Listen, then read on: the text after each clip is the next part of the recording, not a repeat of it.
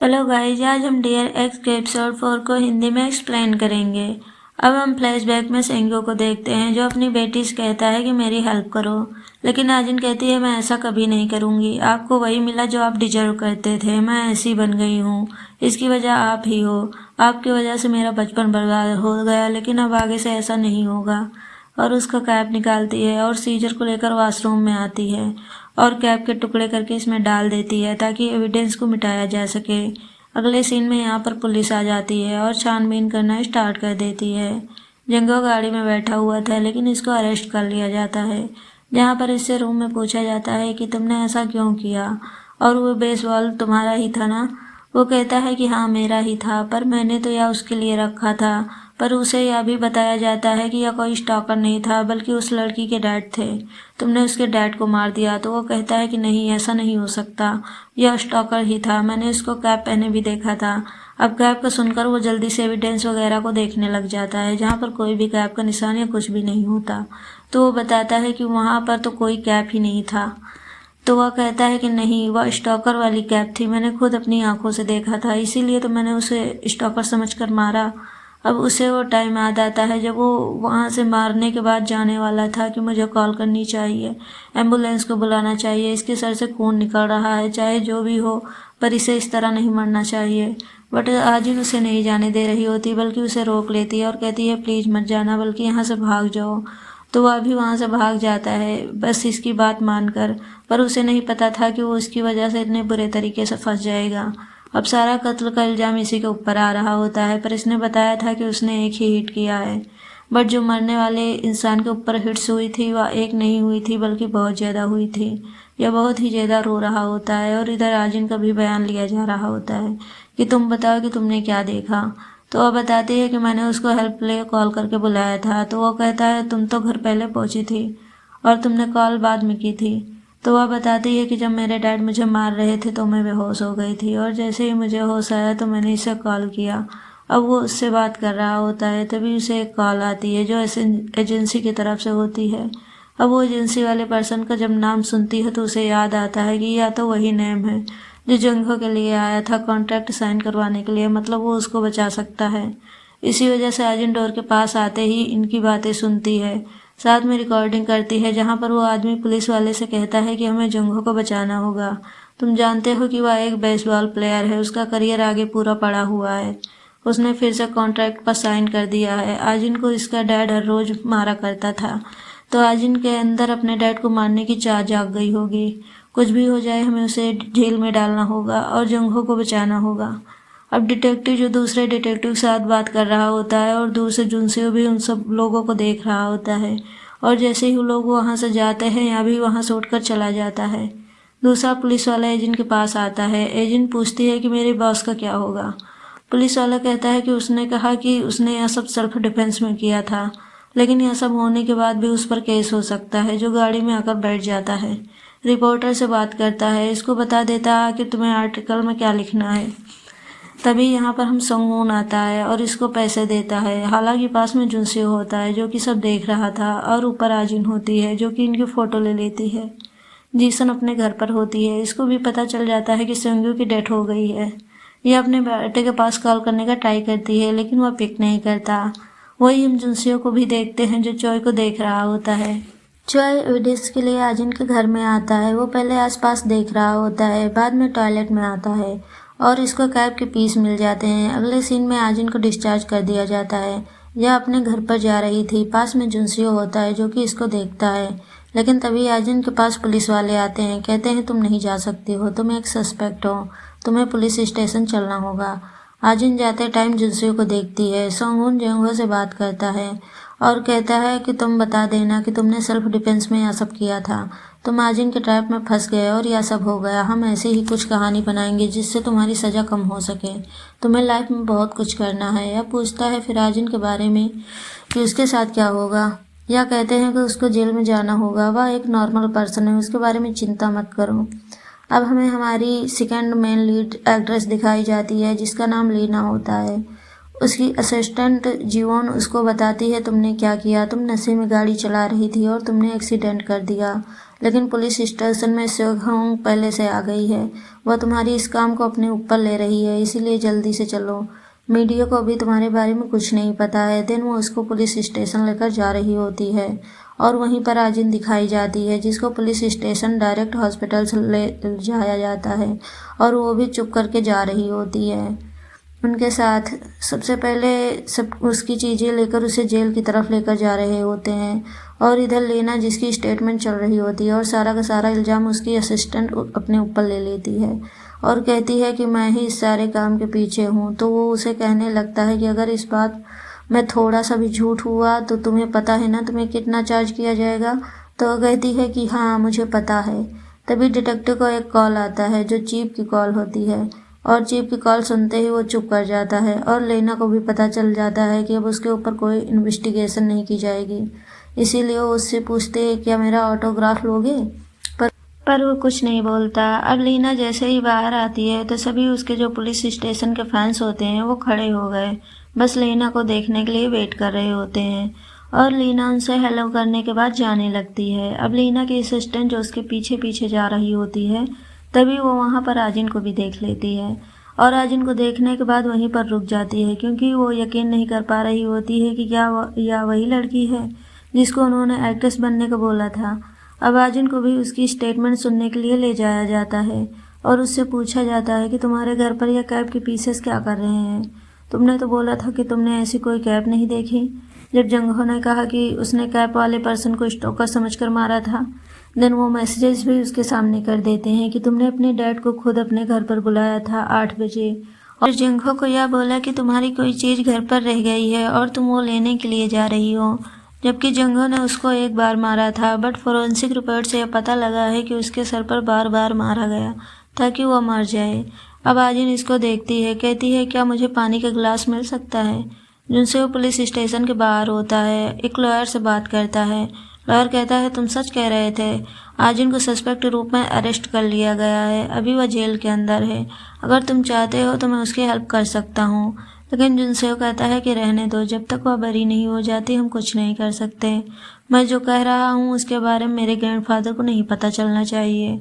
यह कहकर वहाँ से चला गया था। अगले सीन में आजिन से पूछताछ करने के लिए पुलिस वाला आता है। आजिन इसको देखती है, अपने पीरियड के बारे में बात करती है और कहती है कि मुझे एक लेडी की ज़रूरत है।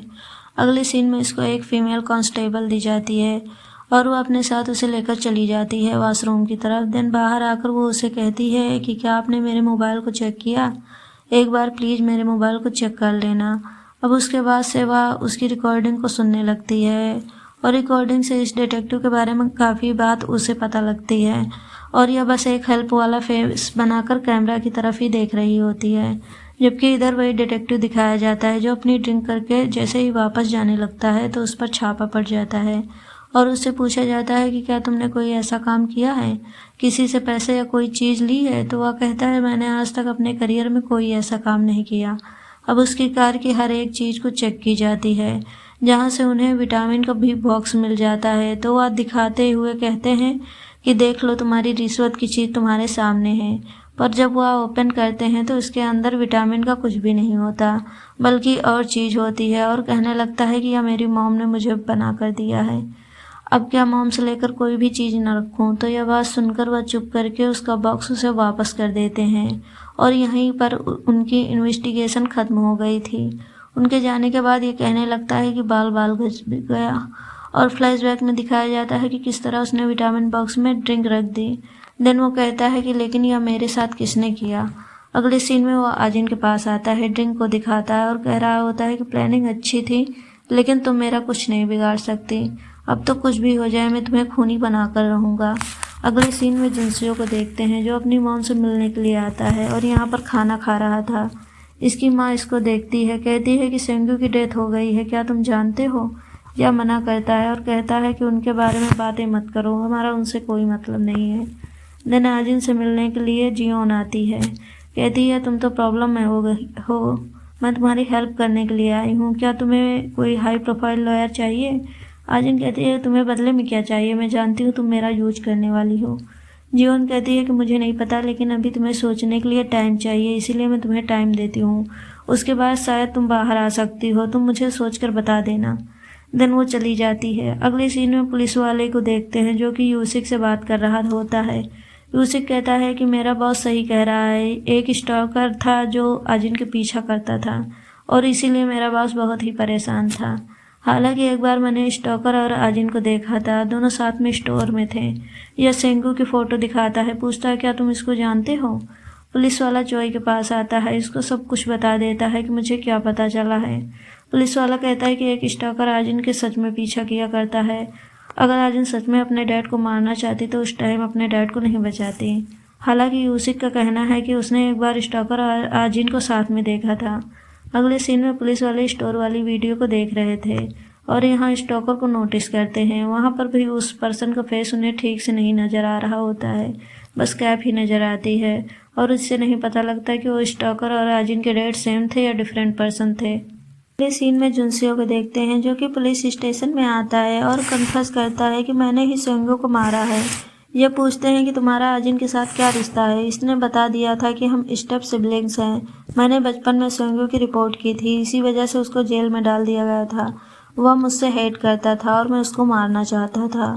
यह पूछते हैं तुमने उसे कैसे मारा। जुनसियो बताता है कि मैं उसको ढूंढने के लिए एक होटल में आया था। मैंने वहाँ के ऑनर को कुछ पीने के लिए दिया था कि वह बेहोश हो सके। मैं इस रूम नंबर में आया था। मैंने वहाँ पर कुछ नींद की मेडिसिन तैयार की ताकि मैं सेंगू को बेहोश कर सकूँ, लेकिन वहाँ पर सेंगू नहीं था।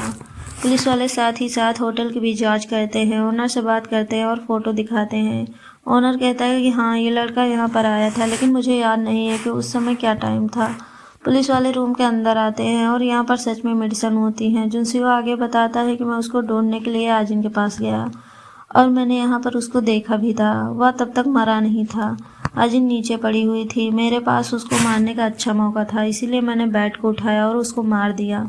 आजिन को रिलीज कर दिया जाता है। यह पूछती है कि हुआ क्या है। इन्होंने बता दिया था कि स्टॉकर जुनसियो ने अपने आप को सरेंडर कर दिया है। उसने कन्फेस किया है कि उसने ही तुम्हारे डैड को मारा है। आजिन अपने घर पर आती है, रात वाली सीन को याद करती है कि क्या हुआ था। यहाँ पर जुनसियो भागता हुआ आता है, लेकिन आजिन बेहोश होती है। इसका डैड नीचे पड़ा हुआ था। जुनसियो उसको जगाने का ट्राई करता है, लेकिन कोई फ़ायदा नहीं होता। बाद में वो सीन याद करता है, आजिन ने कहा था कि तुम मेरे लिए क्या कर सकते हो। देन जुनसियो बल्ले को उठाता है और इसके डैड को मार देता है। तभी वो टॉयलेट में आकर कैप के पीस को देखता है जो कि ऊपर आ गए थे। इन कैप के पीस को बाहर निकाल देता है और बाद में यहाँ पर सफाई कर रहा था। अगले सीन में होटल का ऑनर पुलिस वाले के पास कॉल करता है और कहता है कि मुझे याद आ गया कि जुनसियो कितने बजे यहाँ पर आया था। पुलिस वाला भागकर जुनसियो के पास आता है, कहता है तुमने झूठ क्यों बोला। तुमने जो टाइम बताया था वो उस टाइम से मैच नहीं होता। आज इनके डैड की डेथ होने के बाद तुम होटल में गए थे या पहले गए थे। तुम उसे बचा क्यों रहे हो। वह सिर्फ तुम्हारा यूज कर रही है। जुनसियो चिल्लाता है और कहता है कि मैं उससे प्यार करता हूँ। देन वो उसको पकड़ता है और कह रहा होता है कि उसने कुछ नहीं किया, वो इनोसेंट है, उसको जाने दो। दूसरे पुलिस वाले यहाँ पर आते ही इसको पकड़ते हैं, बाद में बाहर ले जाते हैं। इस पुलिस वाले को पता चलता है कि ऊपर से ऑर्डर आए हैं और यह मान लिया गया कि जुनसियो ने ही उसकी हत्या की है और यह केस ऑफिस में जा चुका है। नेक्स्ट सीन में जियो नाजिन को मीरी के पास ले आती है। मीरी पूछती है तुम कैसी हो, तुम्हारा केस चोय देख रहा था, लेकिन अब उसे अरेस्ट कर लिया गया है और वो उसे अभी भिया कह रही होती है कि तुम मेरे साथ काम करो, पर मेरे काम में एक शर्त होगी। तुम्हें जुनसियो के साथ हर एक ताल्लुक को तोड़ना होगा। अगर तुम जुनसियो के साथ रहती हो तो तुम्हारा पास्ट उससे बहुत अच्छे से जुड़ा हुआ है। एक दफ़ा अगर तुम फेमस हो गई तो लोग तुम्हारे पास्ट में घुसने की कोशिश करेंगे और तुम्हारा पास्ट ऐसा है जो तुम खुद भी नहीं सुनना चाहती, तो इसीलिए तुम्हें जुनसियो को छोड़ना होगा। तो उसकी बात से कहती है कि पहले से ही मैंने सोच लिया था कि मैं जुनसियो को छोड़ दूंगी। अगले सीन में जुनसियो रिलीज हो जाता है। पुलिस स्टेशन में देखते हैं सेंगो का केस बंद हो जाता है। फाइल को अलमारी में रख दिया जाता है, लेकिन अगले सीन में एक पुलिस वाला यह फाइल निकालता है और यह किसी तरह मीरी के पास पहुंच जाती है। मीरी इसको अपने लॉकर में रख देती है। जुनसियो अपने घर पर आता है, सामने आजिन होती है। वह इससे कहता है कि तुम्हारे पिता केयरलेस था, तुम मर भी सकती थी, लेकिन आजिन कहती है कि मैं ठीक हूँ, मैं जिंदा हूँ। जुनसियो कहता है तुमने ऐसा क्यों किया। आजिन कहती है कि इसीलिए मैंने कहा था कि इससे दूर रहो।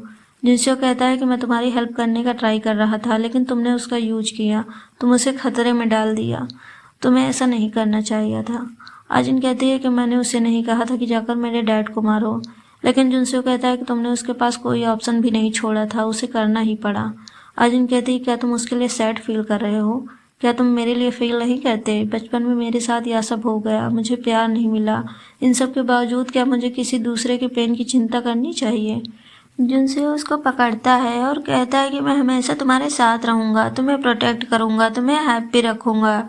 लेकिन आजिन कहती है तुम कभी कुछ नहीं कर सकते, तुमने मुझे कभी भी प्रोटेक्ट नहीं किया।